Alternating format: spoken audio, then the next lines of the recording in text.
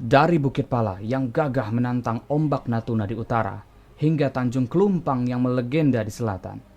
Dari kota Mentok yang syarat akan sejarah di barat, hingga Manggar yang menjadi surga pecinta kopi di timur. Inilah Provinsi Kepulauan Bangka Belitung.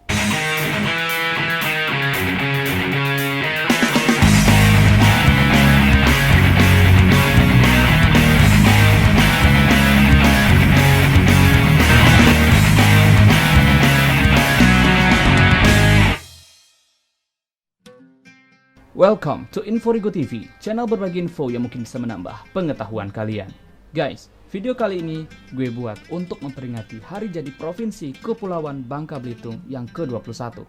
Dikarenakan Bangka memiliki budaya Melayu yang sangat kental, untuk itu pada video kali ini gue sedikit menggunakan atribut-atribut yang khas sekali dalam budaya Melayu.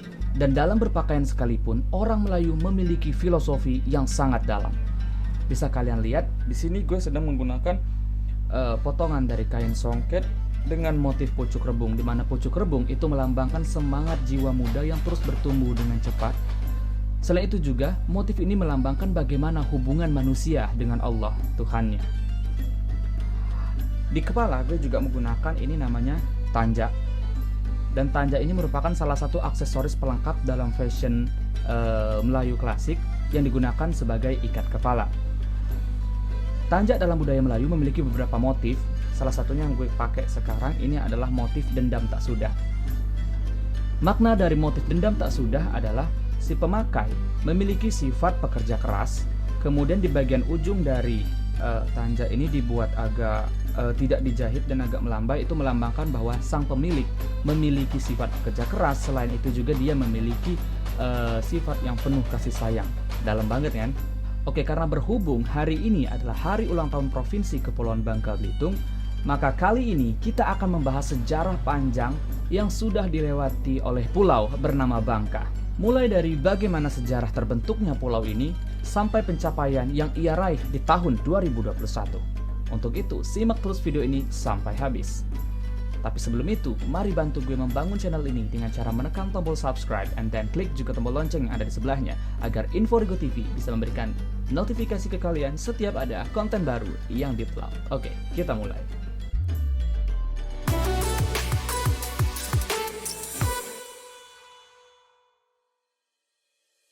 Sejarah hadirnya Pulau Bangka dimulai pada masa Pleistosen yang berlangsung antara 1,8 juta hingga 11.000 tahun yang lalu.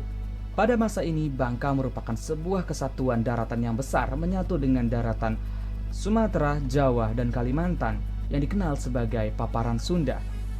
Daratan besar ini juga menyatu dengan daratan utama benua Asia. Kenapa hal ini bisa terjadi? Hal ini tidak lain dan tidak bukan pada masa Pleistosen terjadi era glasial. Di era glasial, sebagian besar air yang ada di planet bumi membeku, membuat permukaan air laut turun drastis bahkan hingga mencapai 150 meter. Dengan periode surut yang sangat dalam ini, membuat dasar laut yang berada di kedalaman 150 meter menjadi tersingkap sehingga terbentuklah sebuah daratan yang besar. Dan pada waktu ini, Pulau Bangka belum tercipta. Pulau Bangka baru hadir setelah pasca Pleistosen. Martinus Niyov dalam buku berjudul The Geology of Indonesia halaman 325 mengatakan bahwa pada pasca Pleistosen, lautan mulai kembali terbentuk dan menenggelamkan daratan yang berada di kedalaman 100 hingga 150 meter di bawah permukaan laut yang sekarang. Buku ini juga memberikan catatan khusus mengenai keberadaan Pulau Bangka. Pada pasca Pleistosen, Bangka sudah terlepas dari daratan Sumatera. Namun, ia masih menyatu dengan daratan Semenanjung Malaya, dengan Kepulauan Lingga dan Provinsi Kepulauan Riau sekarang. Hal ini bisa dibuktikan secara ilmiah apabila kita melihat keanekaragaman flow yang ada di Bangka lebih memiliki kemiripan dengan yang ada di Malaysia apabila dibandingkan dengan daratan utama Pulau Sumatera. The Tin Belt atau Sabuk Timah Asia juga menjadi bukti bahwa Bangka merupakan bagian dari jalur daratan yang dulunya menyatu hingga ke Semenanjung Malaya. Pulau Bangka sendiri baru benar-benar terbentuk setelah permukaan air laut semakin meninggi hingga ia terpisah menjadi pulau tersendiri bersama Belitung, Kepulauan Lingga, dan Kepulauan Riau. Setelah terbentuknya Pulau Bangka, maka mulailah terjadi migrasi umat manusia ke pulau yang tidak berpenghuni ini. Ada banyak versi yang bercerita mengenai kedatangan penduduk di Pulau Bangka. Namun, di sini gue akan mengambil salah satu versinya. Versi yang gue ambil berasal dari naskah yang ditulis oleh Haji Idris. Dalam versi ini diceritakan bahwa sejarah penduduk Bangka dimulai dari migrasi yang dilakukan oleh sebuah kapal yang berasal dari negeri Johor Darul Takzim, yang sekarang menjadi bagian dari negeri Malaysia. Kapal ini konon dipimpin oleh seorang kapten kapal bernama Nakhoda Ranggam. Mereka kemudian terdampar di wilayah utara Pulau Bangka dan kemudian memilih menetap di pulau tersebut hingga akhirnya berketurunan dan keturunannya yang sekarang menjadi penduduk di Pulau Bangka. Setelah fase ini tidak banyak yang bisa diceritakan dari Pulau Bangka. Catatan-catatan kuno hanya menyebutkan bahwa Selat Bangka merupakan jalur pelayaran strategis yang menjadi pemicu lahirnya sebuah peradaban besar bernama Sriwijaya di dataran utama Pulau Sumatera. Kemudian di abad ke-6, tulisan tertua di pulau ini untuk pertama kalinya ditulis, dan tulisan itu bernama Prasasti Kota Kapur. Salah satu karya sastra Melayu tertua di dunia. Prasasti Kota Kapur berisi persumpahan di mana Datu, julukan bagi raja di Sriwijaya, akan menghukum siapa saja yang berbuat kriminal dan mendurhakai sang Datu. Dan dari situs Kota Kapur ini juga dapat diketahui bahwa pada masa pra-Sriwijaya, penduduk Bangka sudah menganut agama Hindu, sebelum akhirnya mereka beralih menganut agama Buddha. Setelah menjadi bagian dari supremasi Sriwijaya, 700 tahun berikutnya, Bangka seperti bungkam. Satu pun jejak sejarah, dan ini masih terus menjadi misteri sampai hari ini. Di abad ke-16, berita mengenai Pulau Bangka kembali kita jumpai dalam catatan seorang Eropa bernama Tom Pires. Ia menuliskan bahwa pulau ini sudah dipimpin oleh seorang pemimpin yang disebut Pati. Pulau ini berpenduduk 1.000 penduduk, mereka menghasilkan lilin, madu, besi, dan kain tenun yang kemungkinan itu adalah songket. Kata Bangka kemudian mulai populer digunakan oleh navigator Portugis bernama Petrus Plancius, serta Gicano Gartaldi asal Spanyol yang menuliskan peta berjudul India Terracana Nova Tabula di tahun 1594. Setelah fase runtuhnya Sriwijaya dan memudarnya kekuasaan Majapahit di Pulau Bangka, pulau ini kemudian dikuasai oleh dua kesultanan sekaligus, yakni Johor Darul Takzim dan Pagaruyung dari Sumatera Barat.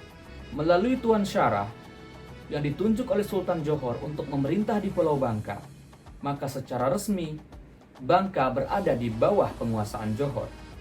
Setelah wafatnya Tuan Syarah, kepemimpinan atas pulau ini digantikan oleh Hulu Balang Alam Harimau Garang yang berasal dari Kesultanan Pagaruyung. Dan secara otomatis pula, Pulau Bangka berada di bawah pengaruh Kesultanan Pagaruyung.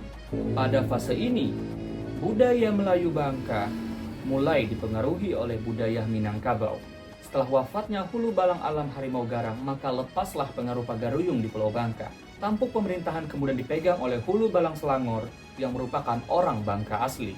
Di abad ke-17, Banten mulai menancapkan pengaruhnya atas Pulau Bangka. Hal ini sesuai dengan keterangan yang diberikan oleh Inggris yang melihat bahwa tidak ada lagi pengaruh dari Johor dan Pagaruyung terhadap pulau tersebut. Bukti bahwa Banten sudah bertahta atas Pulau Bangka dapat dilihat dari diutusnya seorang pejabat bernama Bupati Nusantara untuk menggantikan posisi Sultan Banten di Pulau Bangka. Namun, pengaruh Banten sekalipun tidak bertahan lama di pulau ini, dikarenakan Bupati Nusantara tidak memiliki penerus. Ia hanya memiliki seorang putri bernama Hadijah. Hadijah kemudian dinikahi oleh Sultan Abdurrahman Khalifatul Mukminin Saidul Iman yang berasal dari Kesultanan Palembang. Dan pernikahan ini menjadi legalitas pemindahan kekuasaan dari Banten ke Palembang yang akan bertahta atas Pulau Bangka. Pada masa pemerintahan Kesultanan Palembang inilah penambangan timah secara massal mulai dilakukan. Kesultanan mendatangkan banyak sekali buruh-buruh Tionghoa yang berasal dari daratan Cina. Mereka juga mendatangkan orang-orang dari Siam di wilayah produksi timah di seluruh penjuru pulau. Bangka semakin ramai dihuni oleh berbagai macam etnis, mulai dari Melayu, orang asli, Arab, Cina, Siam, hingga Palembang itu sendiri. Dan di sini, parit-parit penambangan timah mulai berkembang. yang menjadi cikal bakal lahirnya kota-kota yang ada di Kepulauan Bangka Belitung. Di fase selanjutnya, Palembang sudah memiliki keterikatan dengan VOC melalui sebuah hubungan dagang. Dan pada fase ini, VOC mulai terlibat dalam upaya eksplorasi timah di Pulau Bangka melalui Palembang. Penambangan oleh VOC terus berlanjut hingga tahun 1812. Setelah keluarnya kapitulasi Tuntang di tahun 1811, Bangka menjadi salah satu tempat yang paling diincar oleh Raffles. Hal ini tidak lain dan tidak bukan dikarenakan kandungan timah yang sangat kaya di pulau ini. Di tahun 1800-an, industri di Eropa sedang bergeliat, di mana timah menjadi salah satu bahan baku penting dalam kegiatan industri. Datangnya Inggris ke Pulau Bangka di tahun 1812 ini menjadi tonggak sejarah besar bagi Pulau Bangka. Untuk pertama kalinya, Bangka secara resmi memasuki masa kolonialisme. Ini agak lambat apabila dibandingkan dengan daerah-daerah lain di Indonesia yang sudah jatuh beberapa ratus tahun sebelumnya. Sampai tahun 1816, Bangka berada di bawah kendali penuh Inggris yang saat itu dipimpin oleh Raffles. Raffles memiliki rencana jangka panjang di pulau ini, mulai dari upaya menjadikannya sebagai daerah pertambangan yang besar, menjadikan Mentok sebagai pusat kegiatan ekonomi, dan menjadikan Teluk Kelabat sebagai pangkalan utama bagi Angkatan Laut Inggris untuk kawasan Timur Jauh. Namun, cita-cita itu harus dikubur dalam-dalam dikarenakan di tahun 1816 Belanda bisa kembali mengambil alih Bangka dari Inggris. Inggris terpaksa hengkang dan mulai pindah ke pulau bernama Temasik dan membangun pelabuhan di sana. Pulau itu sekarang kita kenal sebagai negeri Singapura. Setelah kembalinya Belanda ke Pulau Bangka, industri pertambangan timah terus bergeliat, bahkan cenderung lebih meriah. Hal ini kemudian memicu perlawanan dari berbagai sudut Pulau Bangka. Salah satunya yang terbesar dilakukan oleh pahlawan nasional Depati Amir. Perlawanan yang dilakukan oleh Depati Amir membuat Belanda menjadi ketar-ketir. Untuk mengatasinya, Belanda harus membuat jalan yang menghubungkan daerah-daerah Paritima dan kota-kota yang ada di seluruh Pulau Bangka dan memaksa penduduk di pulau itu untuk membuat rumah di sepanjang jalan tersebut. Dan ini menjadi sejarah besar bagi terbentuknya perkampungan-perkampungan baru di Pulau Bangka, di mana hampir 70% perkampungan di Pulau Bangka terbentuk setelah dibuatnya jalan ini oleh Belanda. Di awal abad ke-20, tepatnya di tahun 1913, ibu kota keresidenan Bangka berpindah dari yang awalnya berada di kota Mentok pindah ke kota Pangkal Pinang. Namun, industri peleburan timah tetap berpusat di kota Mentok bahkan hingga hari ini. Setelah Indonesia merdeka, Bangka kembali memainkan peranan penting bagi sejarah nasional. Kota Muntok di kota ini menjadi tempat pengasingan yang dilakukan oleh Belanda terhadap tokoh-tokoh penting nasional seperti Insinyur Soekarno dan Muhammad Hatta. Di tahun 1948, kota Pangkal Pinang juga sempat menjadi ibu kota secara de facto bagi Republik Indonesia setelah Belanda enggan berdiskusi dengan Syarifuddin Prawiranegara selaku pemimpin pemerintahan darurat Republik Indonesia di kota Bukit Tinggi, Sumatera Barat. Masih di era yang sama, bentuk pemerintahan Indonesia berubah menjadi Republik Indonesia Serikat, dan Pulau Bangka menjadi salah satu negara bagian yang ada di dalamnya. Setelah kembali menjadi sebuah negara kesatuan, Pulau Bangka dimasukkan menjadi bagian dari Provinsi Sumatera bagian selatan yang berpusat di kota Palembang. Namun, sejak tahun 1956, sudah ada wacana pembentukan Provinsi Kepulauan Bangka Belitung yang terlepas dari provinsi induknya Sumatera bagian selatan. Terutama setelah melihat Bengkulu dan Lampung berhasil memisahkan diri dan membentuk provinsi sendiri. Perjuangan panjang rakyat Bangka Belitung untuk mendapatkan status provinsi baru mendapat titik terang setelah bergulirnya reformasi di tahun 1998. Pada tanggal 21 November tahun 2000, Provinsi Bangka Belitung secara resmi dilantik oleh pemerintah dan menjadi provinsi ke-31 dalam lingkungan Negara Kesatuan Republik Indonesia. Pada awalnya, Provinsi Kepulauan Bangka Belitung hanya terdiri atas 2 kabupaten dan 1 kota saja, yakni Kabupaten Bangka, Kabupaten Belitung, dan Kota Pangkal Pinang.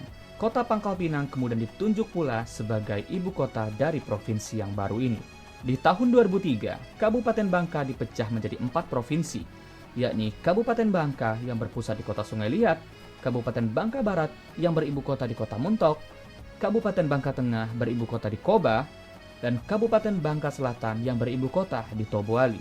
Kabupaten Belitung juga dipecah menjadi 2 kabupaten baru, yakni Kabupaten Belitung yang berpusat di kota Tanjung Pandan dan Kabupaten Belitung Timur yang beribu kota di kota Manggar.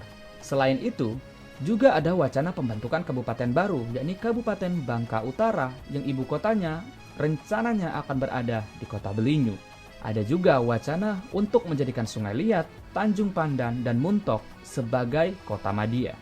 Di bidang ekonomi, provinsi muda ini mengalami perkembangan ekonomi yang sangat pesat. Pada triwulan ketiga tahun 2021, Bangka Belitung menempati urutan pertama, provinsi dengan angka pertumbuhan ekonomi tertinggi di Pulau Sumatera. Ekonomi provinsi ini tumbuh sebesar 6,11%. Dan sampai video ini dibuat, Provinsi Kepulauan Bangka Belitung masih memegang rekor sebagai provinsi dengan angka kemiskinan terendah di Sumatera dan menjadi provinsi dengan tingkat kemiskinan terendah nomor 4 di Indonesia. Oke guys, jadi itu adalah sejarah singkat Pulau Bangka dari bagaimana awal dia berdiri sebagai sebuah pulau sampai akhirnya menjadi provinsi yang menjadi bagian di Negara Kesatuan Republik Indonesia. Dan di hari jadinya yang ke-21 ini, gue berharap agar Provinsi Kepulauan Bangka Belitung semakin maju, penduduknya semakin sejahtera, sehingga janji pemekaran yang bertujuan untuk memberikan kesejahteraan itu memang benar-benar bisa terlaksana, bukan sekedar wacana agar terbentuknya daerah pilih yang baru. Arigatou gozaimasu karena udah nonton video ini sampai habis. Apa tanda kayu meranti? Kayunya rampak melambai angin. Apa tanda Melayu sejati? Ilmunya banyak, belajar pun rajin. Gua Rigo, see you in the next topic. Bye-bye.